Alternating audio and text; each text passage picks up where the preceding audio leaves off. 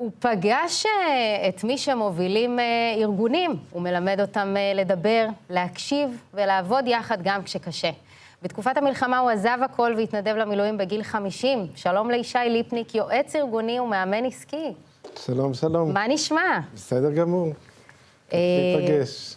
מה? כיף להיפגש. נכון, מאוד, מאוד. גם תכף אתה הבאת את הקלפים, אנחנו תכף נדבר עליהם. המומחיות שלך היא ליצור חיבור טוב בין אנשים, נכון? כן. והם לא חייבים להיות החברים הכי טובים. ממש לא. תסביר לי את זה. בעצם כשאני מסתכל על מערכת יחסים, מה שאני מחפש במערכות יחסים, אני מחפש שתהיה הגינות במערכת יחסים. כמעט כל מערכת יחסים שתיקחו, אם זה זוגיות, אם זה מערכת יחסים עסקית, אם זה מערכת יחסים בינינו לבין ילדים, לבין חברים, שתמתחו אותה על ציר הזמן, וכל נקודה שתדקרו אותה זה לא יהיה 50-50. תמיד יש מישהו שנותן יותר ומישהו שנותן פחות. כשאנחנו מסתכלים על מערכת יחסים לאורך זמן, אנחנו מנסים ומחפשים את האיזונים האלו. במערכות יחסים מאוזנות טוב, אנחנו נראה שיש מערכת יחסים שמתנהלת בהגינות, שאת יודעת מה אני רוצה ממך ולהפך, וככה ניתן לשמר את המערכות יחסים לאורך זמן. ואיך הגעת לתחום הזה של מערכות יחסים? אז האמת שקצת מוזר, נלך קצת אחורה, אני אחד מ8 אחים ואחיות, אני שליש משלישייה, וגיליתי שאף פעם לא הייתי לבד, אפילו בבטן לא הייתי לבד.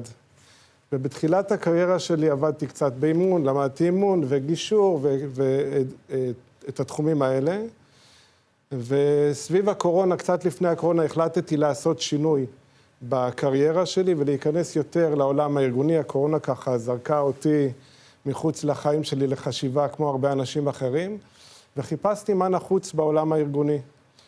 ואחד מהדברים שככה הגעתי אליהם די במקרה, זה כל הנושא של מערכות יחסים, וראיתי את הכישרון או את המתנה שקיבלתי, שיש לי את היכולת לדבר כמעט עם כל אחד בשפה שלו, ללא שום קשר לדרג או למוצא, ולעזור לאנשים לייצר את החיבורים האלה. הקורונה כמובן נתנה לזה בוס, כי אנשים, היה המון תנודתיות בעולם התעסוקה. אז הלקוחות שלך זה מנהלים בחברות, בארגונים, איזה כלים אתה נותן להם? מה הכלים הכי חשובים?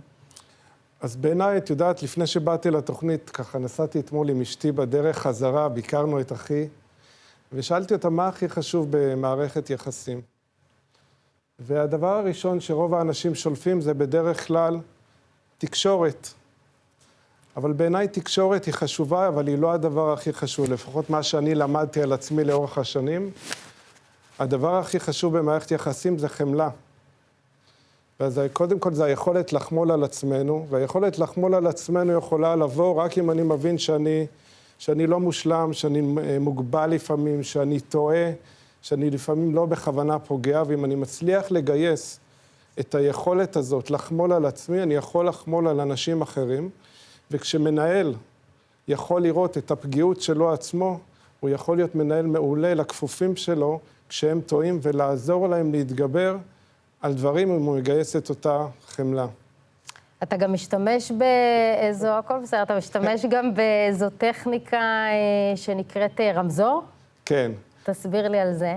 אז הרמזור המפורסם מעולם הקורונה, אז אני לקחתי אותו לעולם הארגוני, והיום במערכות יחסים כדי לייצר בהירות, אני מבקש מאנשים לצייר רמזור, והרמזור עובד ככה. מה אדום בשבילך, אוקיי? בינינו.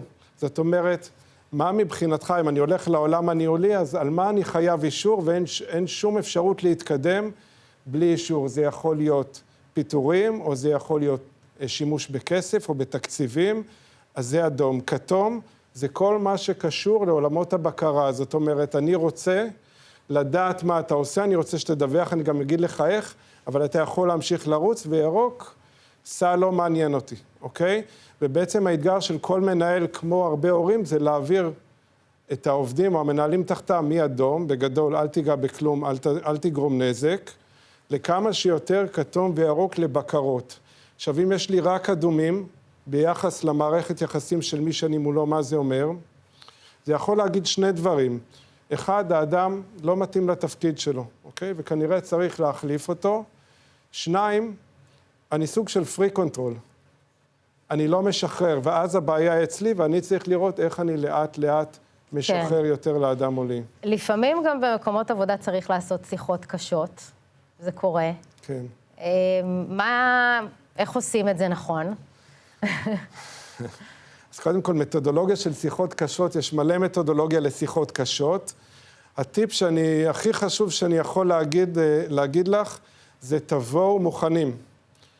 שיחות קשות זה לא משהו שעושים באהלן אהלן על הדרך, כי אם אני לא מטפל טוב באדם מולי בשיחה, לא באתי מוכן, יש סיכוי שהשיחה הבאה תהיה קשה הרבה יותר, אוקיי? כי אם אני לא מוביל את השיחה ולא באתי מוכן, אז מי מוביל את השיחה? הצד השני, וקל מאוד היום בעולמות המניפולציות, כולנו מכירים, הכל שקוף, ככה לקחת אנשים בתוך שיחה למקום שלא התכוונו. כשאני מתכנן שיחה קשה, אני מתכנן, יש לי את ההקדמה, איך אני פותח, מה קורה במהלך השיחה, אגב, מה הרמזורים שלי במהלך השיחה, מתי אני יוצא החוצה, מתי אני נשאר, על מה אני מוכן לתת משא ומתן, וגם איך אני סוגר אותה, אני בא מאוד מוכן. חשוב. לסיום, תספר לנו על הקלפים ותראה לנו אותם. אז אחד מהכלים או הדברים שראיתי לאורך השנים, זה שלמנהלים הרבה פעמים קשה לעשות שיחות פשוטות, לא שגרתיות, אני קורא לזה קצת להעניש באלף את האנשים שמולנו, זאת אומרת להפוך אותם לאנושיים, לנפח את הדמות ולהפוך אותם לקצת יותר בני אדם. אז עשיתי כלי שהוא כולו שאלות. למשל, יש פה שאלה... מה כתוב? כי אני לא בטוחה שהוא... לא, אני אקריא. מתי בפעם האחרונה אמרת למישהו מילה טובה?